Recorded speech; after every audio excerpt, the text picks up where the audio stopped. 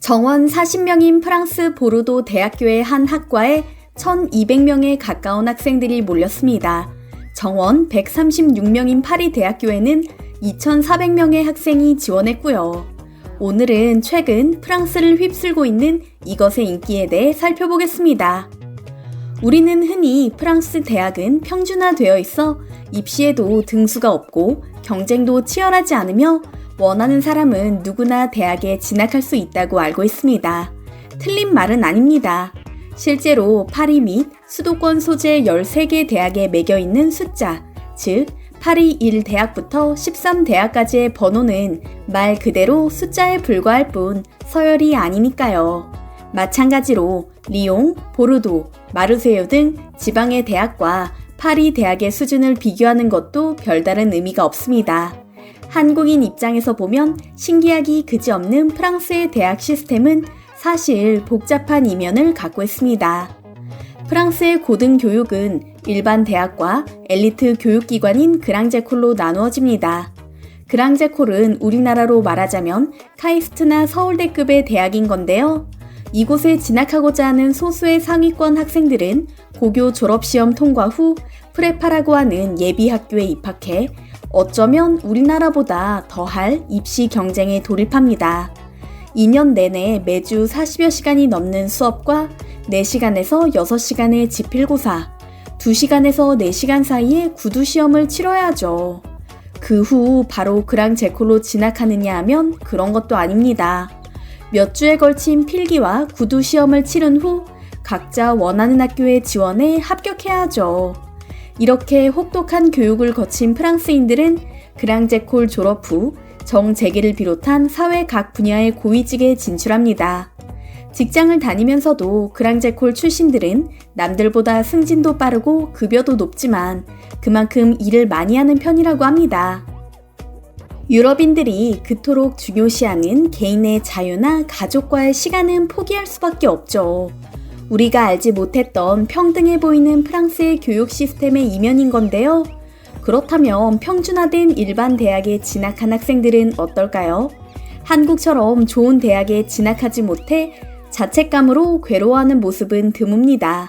프랑스인들이 엘리트 대학 진학 자체를 하나의 선택으로 여기기 때문인데요. 글쎄, 나는 그렇게 공부해서 성공하는 것보단 가족과 함께 시간을 보내거나 내 취미생활을 하고 싶어 와 같은 반응이 대부분입니다. 우리로서는 좀 특이하게 느껴지는 부분이죠. 다만 프랑스인들은 전공 선택만큼은 매우 신중하게 하는 편입니다. 전공이 중요하긴 하지만 전공 무관으로 채용을 결정하기도 하는 한국과 달리 이들이 철저히 전공을 기반으로 한 직업을 갖기 때문이죠. 그런데 최근 프랑스의 일반 대학에서 특이한 현상이 관찰되고 있습니다.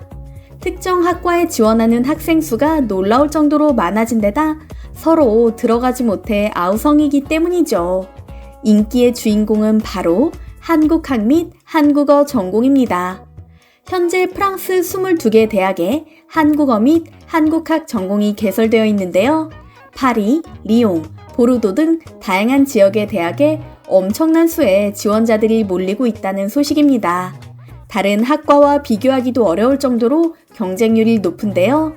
깜짝 놀란 프랑스 대학은 급하게 과목을 신설하고 전공 교수를 채용하는 등 발빠르게 대처하고 있긴 하지만 수요를 채우기에는 역부족이라고 합니다. 사실 한국학과 한국어는 유럽에서 오랜 시간 동안 그다지 주목받지 못했던 전공이었습니다. 그도 그럴 것이 취업할 때 전공을 엄격하게 따지는 유럽 사회 특성상 한국어 전공은 별 쓸모가 없었기에 뒤로 밀릴 수밖에 없었죠. 심지어 2005년에는 세계적인 명문인 옥스퍼드 대학에서 재원 마련이 어렵다는 이유로 한국학 과정의 신입생을 2007년부터 뽑지 않겠다는 충격적인 발표를 한 적도 있었습니다. 깜짝 놀란 YBM 민영빈 회장이 한국국제교류재단과 함께 30억 원을 기부하며 한국학 전공을 유지해달라 요구했었죠. 유럽의 엘리트들이 한국에 대해 제대로 공부할 수 있는 기회가 있어야만 한국의 위상이 높아질 것이라는 민영빈 회장의 판단이었습니다. 그 덕분에 옥스퍼드 대학의 한국학 전공이 유지될 수 있었는데요. 프랑스도 마찬가지였습니다. 사실 프랑스인들은 유럽 어느 나라 국민보다 자신의 나라와 언어에 대한 자부심이 높습니다. 파리 시내를 여행하다 길을 물으려 영어를 쓰면 영어를 할 줄 아는 프랑스인이라도 대답해주지 않는다는 이야기가 떠돌 정도죠. 대중적인 영어나 가까운 스페인, 이탈리아어도 아닌 생소한 한국어는 찬밥 신세가 될 수밖에 없었습니다. 그런데 이런 현상이 최근 몇 년 사이에 손바닥 뒤집듯 바뀌어버린 것입니다. 대학뿐만이 아닙니다. 대입수능에서도 필수 응시 과목으로 한국어가 선정됐으며 초등학교, 중학교, 고등학교에도 한국어 정규 과정이 신설됐죠. BBC에서 유럽 대학에서 외국어를 배우는 학생 수가 전반적으로 줄었으나 한국학과 학생만 증가했다라고 보도할 정도인데요. 사설 기관도 마찬가지입니다. 프랑스 세종학당의 수강 등록 첫날에는 새벽부터 길게 줄이 늘어서는데요. 모두 한국어를 배우고 싶어 모인 프랑스인들이었습니다. 한편 요즘 해외에서 한국어를 가르치는 국제문화교류기관 세종학당은 빗발치는 문의 전화로 몸살을 앓는 중입니다. 한국어를 배우고 싶다는 외국인들에게 이들이 할 수 있는 말은 단 하나. 자리가 날 때까지 기다려주세요 라고 하는데요. 한국어 수강 대기자 수만 해도 1만 1,900명에 달하기 때문입니다. 수강 대기자가 가장 많은 곳은 이집트 2,822명, 터키 2,506명, 러시아 800명, 브라질 697명, 인도 465명 순이라고 하는데요. 한국어를 배우려면 번호표를 받고 몇 달씩 줄을 서야 한다는 말이 현지에서 우스갯소리로 나올 정도라고 하죠. 한국어 교육기관인 세종학당은 지난해 말 기준 총 82개국에 234곳이 설치돼 있었는데요. 내년에 추가로 36곳을 오픈할 예정이라고 합니다.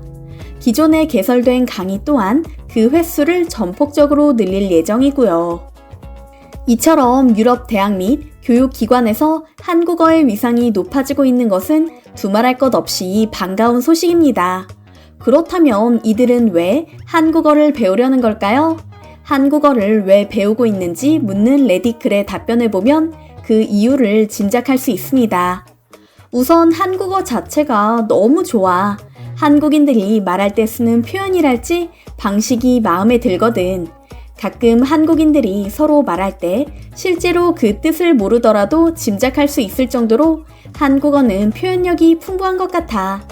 한국어가 품고 있는 감정이나 언어학적 의미 같은 것들이 매우 흥미로워. 언젠가 한국을 여행하고 싶은데 그때 사용하고 싶어. 또 다른 이유는 한국 문화에 대한 존경의 의미야. 난 한국 역사에 관심이 많아. 특히 조선의 설립과 조선 초기 역사가 흥미로워. 이때와 관련된 중요한 정보들이 영어로 너무 소량만 번역돼 있기 때문에 난 한국어를 공부하고 있어. 예상했던 것보다 외국인들이 한국어뿐만 아니라 한국 문화와 역사에 큰 관심을 갖고 있다는 걸 알 수 있는데요.